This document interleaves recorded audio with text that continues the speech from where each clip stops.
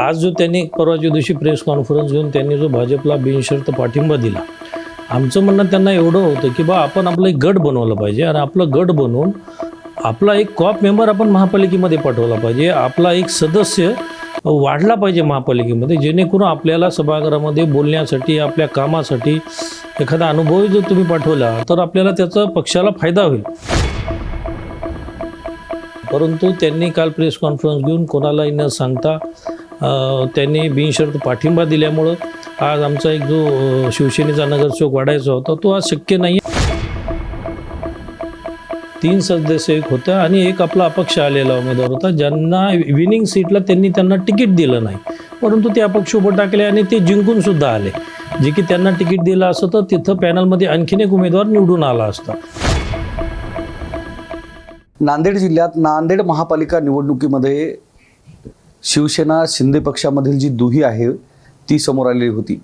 दरम्यान एका अपक्ष उमेदवाराचा प्रचार करण्यावरून शिवसेनेतील जी काही फूट आहे ती समोर आली होती आणि महापालिका निवडणूक संपल्यानंतर ही दुही कुठेतरी कमी होईल, एकमेकांशी जुळून घेतील असं वाटलं होतं. मात्र त्यानंतरही शिवसेनेतली जी फूट आहे अद्याप तरी दूर झाले नसल्याचं चित्र या ठिकाणी पाहायला मिळते. कारण कालच्या तारखेमध्ये पत्रकार परिषद घेत शिवसेनेचे आमदार बालाजी कल्याणकर यांनी भाजपला बिनशर्त पाठिंबा दिलेला आहे आणि त्यावरून जो वादंग निर्माण झालेला आहे त्यानिमित्त आपल्यासोबत शिवसेनेचे जिल्हाध्यक्ष विनय गिरडे हे आपल्यासोबत आहेत. काय सांगणार, ज्या पद्धतीनं आता शिवसेनेचे जे वातावरण पाहायला मिळतंय त्यावरून जी दुही समोर येते, कसं पाहता हे सगळ्या गोष्टींकडं? नाही, याच्यामध्ये खरं म्हणजे आमचे उत्तरचे आमदार सन्मान्य बालाजीरावजी कल्याणकर, आमचं त्यांना एवढीच विनंती होती, कारण आज जो त्यांनी परवाच्या दिवशी प्रेस कॉन्फरन्स घेऊन त्यांनी जो भाजपला बिनशर्त पाठिंबा दिला, आमचं म्हणणं त्यांना एवढं होतं की बा आपण आपलं एक गट बनवलं पाहिजे आणि आपलं गट बनवून आपला एक कॉप मेंबर आपण महापालिकेमध्ये पाठवला पाहिजे, आपला एक सदस्य वाढला पाहिजे महापालिकेमध्ये, जेणेकरून आपल्याला सभागृहामध्ये बोलण्यासाठी आपल्या कामासाठी एखादा अनुभव जर तुम्ही पाठवला तर आपल्याला त्याचा पक्षाला फायदा होईल, हे आमचं त्यांना म्हणणं होतं. परंतु त्यांनी काल प्रेस कॉन्फरन्स घेऊन कोणालाही न सांगता त्यांनी बिनशर्त पाठिंबा दिल्यामुळं आज आमचा एक जो शिवसेनेचा नगरसेवक वाढायचा होता तो आज शक्य नाही आहे आणि एक स्टँडिंग मेंबरसुद्धा आमच्या ज्या गटाच्या माध्यमातून स्टँडिंगमध्ये गेला असता तो सुद्धा आता शक्य राहिलेला नाही. त्यांनी तर पत्रकार परिषदेमध्ये जे दक्षिणचे आमदार आहेत बालाजी हे आनंद बोंढारकर यांचा कॉल घेऊन तो प्रत्यक्ष पत्रकारांसमोर दाखवला की त्यांचा सुद्धा पाठिंबा आहे, एकनाथ शिंदेंनी पाठिंबा द्यायला सांगितलेला असं सांगितलेलं आहे आणि जे शिवसेनेचे 3 आमदार आहेत त्यांचा सुद्धा पाठिंबा असल्याचं म्हणलं. याच्यात कितपत सत्यता आहे?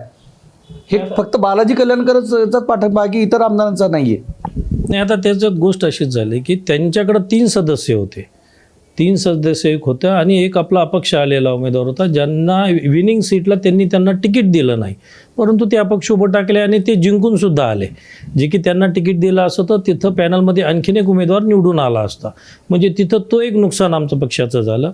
आणि आज जरी आम्ही एकटे, आता दक्षिणमधून केवळ एकच आमचे मित्र तुलजेश यादव निवडून आले, त्यांची पत्नी निवडून आलेली आहे, तर आम्ही एक नगरसेवकावर आम्ही तरी काय करणार? 3 सदस्य जातील त्यांच्यासोबत आणि मग एक सदस्य कुठली भूमिका मांडाल?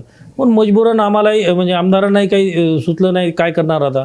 मग त्याही सदस्याचं म्हणणं होतं मी एकटा पडल, मग आता त्याच्यामुळे त्यांना तो सदस्यसुद्धा त्यांच्यासोबत द्यावं लागला. जो अपक्ष उमेदवार निवडून आलेला आहे तो अपक्ष उमेदवारावरूनच वादंग झालेला आहे, कारण शिवसेनेच्या 3 आमदारांनी त्यांचा प्रचार केला, त्यानंतर बालाजी कल्याणकर ही त्याच्या विरोधात होते आणि नंतर तो उमेदवार निवडून आला. मग तो उमेदवार शिवसेनेचा की स्वतंत्र? हे बघा, निवडणुकीमध्ये एखाद्याला तिकीट मिळालं नाही तर तो समजा अपक्ष उभं टाकला आणि तो समजा दुसऱ्या पक्षाचा जरी असला आणि तो जो अपक्ष उभं टाकला तर आपली संख्या वाढवण्यासाठी राजकारणामध्ये मागच्या सगळ्या गोष्टी विसरून आता आपली संख्या कशी वाढवता येईल हे आमदारांनी पाहिलं पाहिजे. म्हणजे जेवढं त्यांच्या मतदारसंघामध्ये त्यांना वैयक्तिक त्यांच्या कारणामुळे जे काही त्यांच्या नाराज्या वाढलेल्या आहेत, तुम्हाला माहिती आहे बाळासाहेब देशमुख यांनासुद्धा टिकले नाही, तिकीट दिलं नाही, सचिन किशवे त्यांना दिलं नाही, म्हणजे जे त्या मतदारसंघातले मातबर लोक होते शिवसेनेचे त्या लोकांना त्यांनी तिकीट दिलं नाही. मग असे प्रत्येक पॅनलमधले एक माणूस सोडलं तर एक उमेदवार आणि त्याच्यासोबतचे एक येणार आहे सीट ह्या कमी झाल्या. त्याच्यामुळं तो कुठल्या त्यांना अपक्ष जरी असला तर त्याला आपण आपल्या पक्षामध्ये सामावून घेण्यात काय हरकत आहे. ज्या पद्धतीनं शिवसेनेमधली ही दुफळी समोर आली आहे त्यानंतर जुळून गेल्याचं सूत्र एक घेण्यात आलेलं होतं आणि त्यामध्ये बालाजी कल्याणकरांनी पत्रकार परिषद घेऊन सांगितलं होतं की आम्ही सगळे एकत्रित आहोत. आता त्याच्यानंतर ह्या ज्या गोष्टी घडल्यात त्याच्यावरून असं वाटतं का तुम्ही सगळेजण एकत्रित आहात म्हणून शिवसेनेचे सगळे लोक तुम्ही? आणि आमचं म्हणणं त्याचे बालाजीराव कल्याणकरांनी सगळ्यांना विश्वासात घ्यायचं होतं, कारण त्यांच्या उत्तर मतदारसंघामधले जे काही उमेदवार पराभूत झाले आज त्यांची मनस्थिती ठीक नाही आहे. आज त्यांना असं वाटते की आम्हाला ज्यांनी पडलं आमदार त्यांच्यासोबत कसे काय गेले. मग त्यांची बैठक घ्यायला पाहिजे होती. सर्व जे महानगरपालिकेमधले उत्तर दक्षिणचे जिल्हा प्रमुख आहेत त्यांची बैठक घ्यायला पाहिजे होती. म्हणजे परस्पर जाऊन त्यांनी काही निर्णय घेतील तर हे पक्षाला धोकादायकच आहे ना. मात्र बालाजी कल्याणकरांनी जे निर्णय घेतलेले आहेत की बिनशर्त पाठिंबा देण्याचा महापालिकेमध्ये, तर तो निर्णय हा संपर्क प्रमुख हेमंत पाटील किंवा दोन जे आमदार आहेत जसे आनंद बोंडारकर असतील, बाबुराव कोहळीकर असतील, हे जे लोक आहेत जिल्हाध्यक्ष आहेत दोन, यांना विश्वासात घेऊन ह्या गोष्टी केल्या नाहीत का? नाही ना, कुणाला त्यांनी आम्ही आमचे नेते हेमंत पाटील साहेब यांना सुद्धा विचारलं तर ते म्हणले मला माहितीसुद्धा नाही आहे. म्हणजे जिल्ह्यातील जे काही वरिष्ठ नेते आहेत तुम्ही त्यांना सुद्धा माहिती देणार नाही आणि तुम्ही वैयक्तिक तुमचा निर्णय घेसाल तर निश्चितच त्याच्यामध्ये जे काही आपण पक्ष वाढवण्याचा प्रयत्न करतो त्याला नुकसान होईल. हे तीन आमदार महापालिकेमध्ये ज्यावेळेस अपक्ष उमेदवाराचा प्रचार करत होते त्यानंतर हेमंत पाटलांच्या विरोधामध्ये आमदार हेमंत पाटलांच्या विरोधामध्ये जी घोषणाबाजी झाली त्याच्यानंतर शिवसेनेत जास्तच फाटलंय का? कारण एकमेकांना घरात घुसून मारण्याची सुद्धा भाषा बोलण्यात आली होती. त्यामुळे हे आता ही जी दुफळी आहे ती वाढत गेली का असं वाटतं का आपल्याला?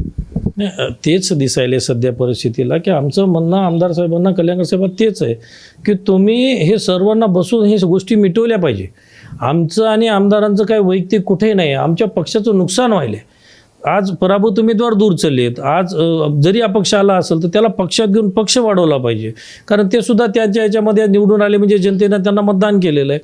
आणि सर्व आता नांदेड जिल्ह्याचे नेते माननीय हेमंतभाऊ पाटील यांना बसून त्यांच्या अध्यक्षतेखाली सर्वांनी आमदारांनी बसलं पाहिजे. आमदार कल्याणकरांनी भांडत बसले तर सर्व जिल्ह्याचं नुकसान आहे ना शिवसेनेचं. तुमचे जे नेते आहेत हेमंत पाटलांनी सुद्धा महापालिका निवडणुकात आरोप केला होता की बालाजी कल्याणकर हे अशोक चव्हाणांच्या अधीन झालेले आहेत आणि त्यांनी त्यांच्यासमोर लोटांगण घातल्याचा आरोप केला होता. या सगळ्या गोष्टींवर तुम्हाला काय वाटतं, खरंच तसं झालेलं आहे? आता तर तसंच दिसत आहे, कारण त्यांना स्वतःचा पक्षाचा नगरसेवकही वाढवा वाटत नाही आहे आणि आपल्या जे काही सदस्य निवडले त्याच्यातून महापालिकेची जी महत्त्वाची कमिटी आहे त्याच्यामध्ये एखादा सदस्य पाहिजे वाटत नाही. तर मग ह्याच्यामागं कारण काय आम्हालाही शंका येते ना. म्हणजे तुम्ही पक्षाच्या नेत्यांचं न ऐकता तुम्ही इतर पक्षाच्या विरोधी म्हणजे तुम्ही ज्यांच्या विरोधात निवडणूक लढवल्या त्यांना त्यांच्या विधानसभेला ज्यांनी पाडायसाठी अतोनात मेहनत घेतली तुम्ही त्यांच्यासोबत जाऊन जाताय म्हणजे याचा अर्थ काय तोच निघाल. म्हणजे शिवसेनेचा आमदार शिवसेना संपवण्यासाठी निघालाय असं म्हणता येईल का? नाही, तसं म्हणता येणार नाही, पण त्यांचे काही गणित चुकायलेत. त्यांनी सर्वांना विश्वासात घेतलं पाहिजे. कुठले असो त्यांचे म्हणजे सर्व त्यांनी सुद्धा जे काही जिल्ह्यातली चारही आमदार आहेत चारही आमदारांनी बसून आपसात जरी बैठक घेतली आणि ह्याच्यातून त्यांनी काहीतरी मार्ग काढला पाहिजे. ते प्रत्येक व्यक्तीला प्रत्येक कार्यकर्त्याला शंकेच्या याच्यानं पाहतात, त्याच्यामुळे प्रत्येक कार्यकर्ता त्यांच्यापासून आज दूर जात आहे. आपण जे वक्तव्य आपलं कालचंच वक्तव्य आहे की आमदार बालाजी कल्याणकर हे बांडगुळ आहेत आपण असं म्हणले. बांडगुळ बनण्याचं नेमकं कारण काय आहे? आमचं म्हणणं तेच आहे, कोणालाही भिवून कोणाच्या दहशतीखाली कोणालाही भिवून जायचं नसते. तुम्ही शिवसेनेचे आमदार आहेत, वेळ पडली तर रोडवर सुद्धा यायची तुम्ही हिंमत ठेवली पाहिजे.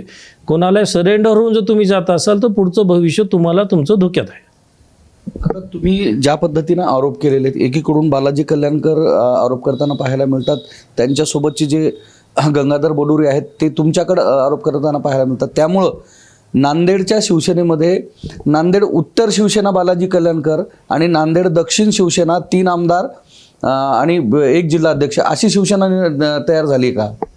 नाही, आम्ही हेच तर कालही मी सांगितलं की आम्ही हे सर्व प्रकरण आमचे नेते माननीय एकनाथभाई शिंदेसाहेब यांच्याकडं आणि खासदार डॉक्टर श्रीकांत शिंदेसाहेब यांच्याकडं आम्ही जाणार आहे आणि याच्यातून त्यांनी काहीतरी मार्ग काढला पाहिजे. कारण असंच आपसात भांडत बसलं तर पक्षाची वाताहत व्हायला वेळ लागणार नाही. आम्ही तडफड करायलो की पक्ष एकजुटीनं राहायला पाहिजे आता त्यांनी त्यांचा इगो धरून चाललं तो त्याच्यामुळे पक्षाचं नक्कीच नुकसान होईल. पक्षाध्यक्ष एकनाथ शिंदे आणि त्यांचे चिरंजीव खासदार श्रीकांत शिंदे यांच्यासमोर ही तक्रार तुम्ही मांडणार आहेत का? ह्या ज्या त्रुटी आहेत, ही जी दुफळी आहेत, ती निदर्शनात आणून देणार आहेत, कधी आणणार आहेत? 100% 1-2 दिवसामध्ये मी नाही, जिल्ह्यातले बरेचसे पदाधिकारी माननीय उपमुख्यमंत्री एकनाथभाई शिंदे साहेब आणि डॉक्टर श्रीकांत शिंदे साहेब यांना आम्ही जाऊन भेटणार आहे. आणि नांदेड जिल्ह्यामध्ये जो काही प्रकार चालू आहे की आपला पक्ष सत्तेतला पक्ष आहे, शिवसेना हा पक्ष काही साधासुद्धा नाही आहे, एकनाथभाई शिंदेसारखे नेते आहेत आमच्या मागे, आणि आपला पक्ष आपण कोणाच्या इथं जाऊन दावणीला बांधण्यापेक्षा आपण आपल्या ताकदीनं लढलं पाहिजे. एकत्रित जर लढलं तरच फायदा होणार आहे. त्याच्यासाठी आम्ही आमच्या नेत्यांना माननीय एकनाथभाई शिंदे साहेबांना नक्कीच जाऊन भेटणार आहे. ही अशीच जर परिस्थिती राहिली तर येणाऱ्या जिल्हा परिषद आणि पंचायत समित्या ज्या आहेत त्या निवडणुकांमध्ये शिवसेनेचं नुकसान होईल असं वाटते का? तुम्ही भाजपसोबत जाणार आहात की स्वतंत्र लढणार आहात या जिल्हा परिषद पंचायत समितीमध्ये? नाही, त्याचा निर्णय, युतीचा निर्णय तर वरिष्ठ पातळीवरच होणार आहे. आमचे नेते माननीय एकनाथभाई शिंदे साहेब ते जे काही निर्णय आम्हाला आदेश देतील, हे युती करायची नाही करायची त्यांच्या स्तरावर तो निर्णय होणार आहे. त्याच्यामुळं ते जो काही आदेश आम्हाला देतील ते निश्चित आम्ही पळून पुढच्या निवडणुकीच्या तयारीला आम्ही लागू शकतो. निश्चितच, कारण नांदेड जिल्ह्यातील शिवसेना शिंदे पक्षामध्ये जो वादंग निर्माण झालेला होता तो म्हणजे महापालिका निवडणुकीमध्ये मिनल पाटील नावाचे जे उमेदवार होते त्यांना उमेदवारी देण्यावरून हा वादंग निर्माण झालेला होता. कारण ते शिवसेनेमधीलच कार्यकर्ते म्हणून गेल्या अनेक वर्षापासून काम करतात. त्यांचे जे पती आहेत ते श्रीकांत शिंदे यांचे स्वीय सहाय्यक आहेत, तर त्यांना उमेदवारी द्यावी असा मानस या ठिकाणी शिवसेनेच्या आमदारांचा आणि पदाधिकाऱ्यांचा सुद्धा होता. मात्र बालाजी कल्याणकर यांना श्रीकांत शिंदे यांनी आदेश देऊनही त्यांनी ते धुडकावत लावत हा वादंग तयार झाला. महापालिकांचा निकाल आला, त्यामध्ये शिवसेनेचे 4 आमदार हे 4 नगरसेवक हे निवडून आले. त्यानंतर अपक्ष उमेदवार असणाऱ्या मिनल पाटील सुद्धा निवडून आल्या. त्यानंतर शिवसेना कुठंतरी जुळून घेईल असं वाटलं होतं, मात्र नंतर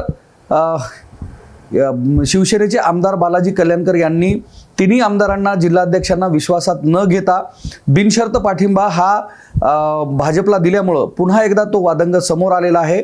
आणि येत्या कालावधीमध्ये जर हा वादंग असाच राहिला तर जिल्हा परिषद आणि पंचायत समिती निवडणुकांमध्ये हे जी शिवसेनेतील जी दुफळी आहे ती समोर येऊन याच्यामध्ये नुकसान कुणाचं होतंय, फायदा कुणाचा होतो हे पाहणं औत्सुक्याचं ठरणार आहे. कॅमेरामन सुधाकर सह मी धनंजय सोळंके, टाइम्स नाऊ मराठी, नांदेड.